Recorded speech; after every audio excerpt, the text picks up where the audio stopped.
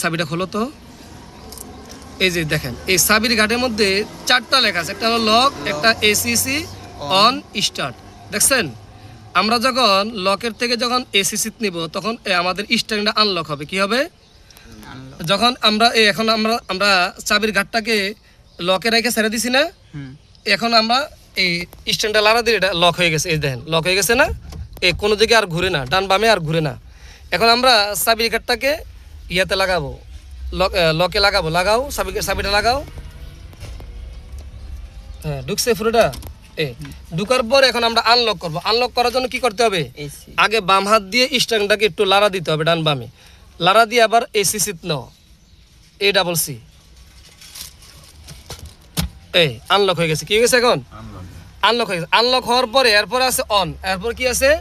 On. 3 number ঘাটটা কি আছে? অনে আছে। এই অনে নিলে ইঞ্জিন চালু হবে। কি চালু হবে? ইঞ্জিন চালু হবে।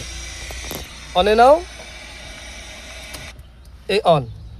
এই যে অনে নিছি, এখন আমাদের ইঞ্জিন চালু হয়েছে। এখন আমরা যখন স্টার্টে দিব কি হয়ে যাবে? গাড়ি স্টার্ট নিবে। তো স্টার্ট দেওয়ার আগে আমরা খেয়াল করবো গাড়িটা নিউট্রাল আছে কিনা, দেখো তো। হ্যাঁ এখন আমরা স্টার্ট দেবো। স্টার্ট দাও,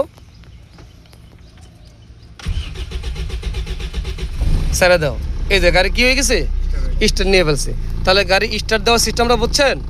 হ্যাঁ এটা খুব গুরুত্বপূর্ণ বিষয়। ঠিক আছে, এটা হলো আমাদের 4 নাম্বার সবক, গাড়ি কিভাবে স্টার্ট দিতে হয়, 4 নাম্বার পার্ট। ঠিক আছে।